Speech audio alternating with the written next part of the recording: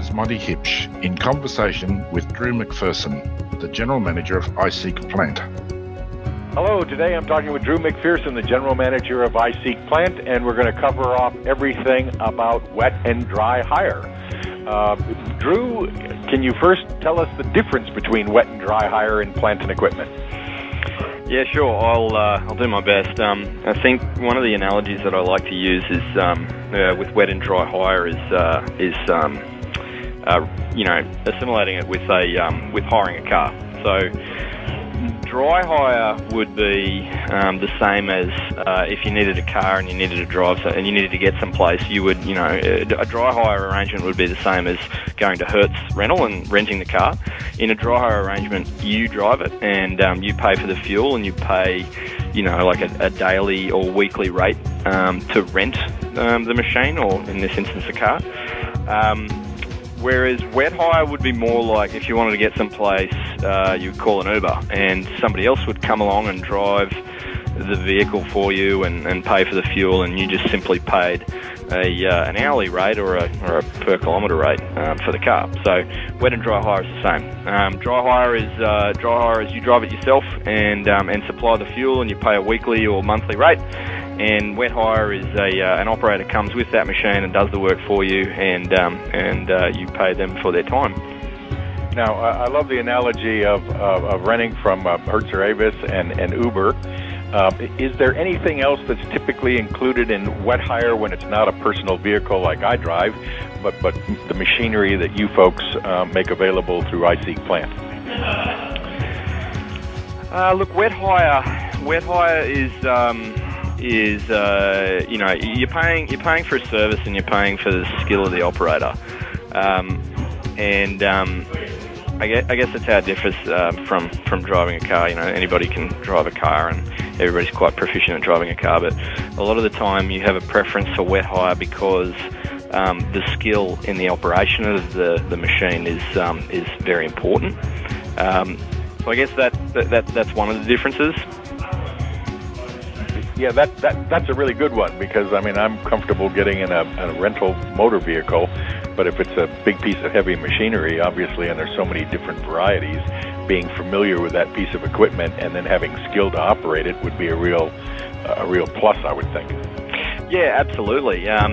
We quite often see in the sort of residential inquiries that go through iSeek Plant, we quite often see people that need to use an excavator or a bobcat at home, and they're trying to dry hire it to save some money, and they're trying to just rent the machine and try to operate the machine themselves. And I laugh to myself because they think they're going to save money, but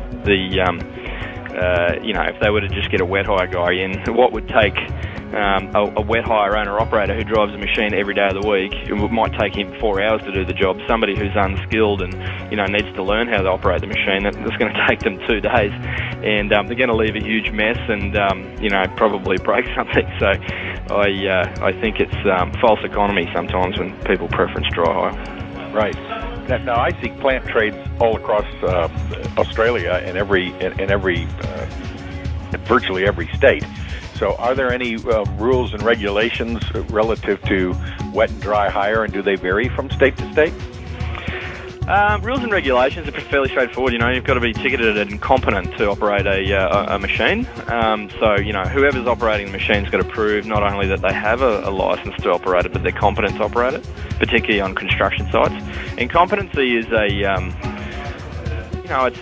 it's a tricky thing to assess, but it's more important than having a license. And that's pretty that's pretty standard across most states. As far as preferences go, I think I see more dry hire occurring in Western Australia because most of their construction economy is based around mining, and mine sites need to dry hire equipment because they need to typically use the machine for a long period of time, so they're better off dry hiring a machine and getting their own operators in to do the work on a long-term basis. So I think in terms of preferences, Western Australia would probably over-index in dry hire compared to the others. I think, generally speaking, wet and dry hire preferences fluctuate with the type of work that's happening in Australia. Right, okay. And it's just as a curiosity for somebody who's not familiar with heavy machinery, be it wet or dry, what is included in the wet hire? Is it just the driver, or the operator, or do they include the fuel and the operating costs, or what's included in a wet hire versus a dry hire, I guess? Well, I guess traditional wet hire it comes with the equipment and the operator, and the owner of the equipment supplies the fuel.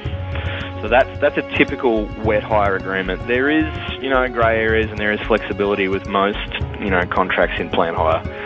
There is certainly times when a contractor will, ask for wet hire, but they can provide the fuel themselves because they have other things on site that they're fueling anyway. But typically the traditional wet hire agreement is machine, operator, and fuel supplied by the equipment owner. Right. Now, this is a biased question, hopefully, towards you. Leaving WA out of it because of the dry hire environment and their mining construction stuff, how does iSeek Plant, you talked about the competency of the operator. How do you folks evaluate that when people are using your platform, and how confident are you that the wet hire arrangement is going to have a competent operator? What do you guys do to help ensure that? That's a really difficult one for us to handle, actually, because we don't get much contact with the end user, so we don't get to see how they perform, and competency and quality of an operator is one of the most important things in equipment rental. We've dabbled in an endorsement feature on the site, so that's a publicly used endorsement feature. We try to steer away from ratings and reviews in equipment rental because there's two sides to every story, and we find that in the online space, people only get on and rate somebody if they're annoyed, and there's very little positive endorsements floating around out there in the internet space. It's usually a place where a lot of trash gets spoken. But what we've done is we've built an endorsement feature which is similar in a way to what LinkedIn uses. LinkedIn uses a positive only endorsement feature. So in a nutshell, if you can't say something nice, then you can't say anything at all. So we allow the public to endorse a company, say something nice about a particular company, but they're not allowed to say anything bad about them. So you can see on company profiles when you're searching on iSeek Plant, if a company has several endorsements, you can read those endorsements and you can get a comfort factor, get a little comfort with the fact that several other people have enjoyed their service. And then there's other plant hire companies in their tiles that don't have any endorsements, so obviously they've struggled to get any positive reviews at all. So that's about as good as we can get at the moment in terms of operator quality and competency. Yep. Okay. Good. Drew, we're just coming into the silly season, Christmas time, 2017, moving into 2018. Are you seeing any trends, wet, dry hire, because of all the volume of machinery that goes through your platform, through iSeek Plant? Yeah, I would say wet hire is more popular at the moment in Australia, generally speaking, particularly on the East Coast. When we launched iSeek Plant in 2012, I would have said that the preference was for dry hire. Back in 2012, 2013, we were still building a few coal mines, and there's a lot of long-term projects that were on. And when you see long-term projects and mining projects, you typically see a bit more uptake in dry hire. At the moment, we've got a lot of road projects and infrastructure projects that are typically 6 to 12 months in duration. And anything of that sort of duration, the contractors that are building these projects, they can't afford to keep their own operators, so they prefer to get a wet hire person in to do the equipment work. So yeah, we're seeing a lot of wet hire work. There's still also a lot of dry hire work, but I would say it's a little bit over-indexing in wet hire, and I think it'll probably stay that way well into 2018. Right. One last question: Is there any what dangers or things do people need to be worried about, whether they're wet hiring in a contract or a subcontract environment? Is there what due diligence top 3 have you got for people that are in that space? I think it all comes down to safety and competency again. Good.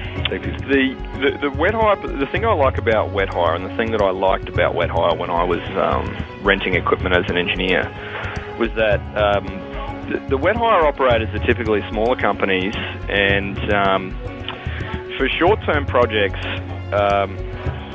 because they live and die by their sword, because they live and die by their reputation and the quality of operation that they offer, they're far more reliable, and you typically get a lot better quality out of them.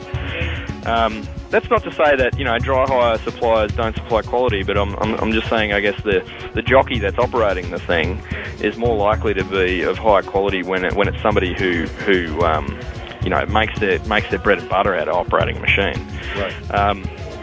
Whereas with dry hire, there is a lot of risk that if you're trying to operate it yourself and you're not particularly competent and you're using a machine that you're not used to, you're more likely to break something on the machine, or you're more likely to use it incorrectly and cause either environmental damage or some sort of safety damage. And I guess with dry hire, you gotta get used to the machine. I used to actually quite good at operating bobcats. I used to spend a lot of time on bobcats when I was working for my father's company, but I only ever operated one kind of machine. It was a Toyota Husky, it's a Toyota 8 Husky, and they have they have a different operating configuration to other bobcats or other skid steer loaders. And I was quite good at the Huskies, and I was quite quick and quite safe at operating them. But if I get in a case skid steer loader or a cat skid steer loader, I'm a hazard. I'm a hazard to myself, and I'm a hazard to everyone around me. So because the levers are in different positions, and they're either joystick control or pedal control, and just simply getting used to a different brand of machine, you can lose a lot of efficiency in getting to know the machine, and you can use a lot. It's obviously can be unsafe when you're learning to operate a machine you're unfamiliar with. So I would say dry hire is not for the faint-hearted. Wet hire is for people that want to ensure that the operators turn up on time and do a good job. That's great. Drew, what can I say? Thank you for the education. I really appreciate it, and hope to talk to you in the future on another topic. Yeah, okay, Monty. Thanks, Drew. Okay, I'll talk to you later. Bye, mate. Bye. That was Monte Huebsch in conversation with Drew McPherson, the General Manager of iSeek Plant.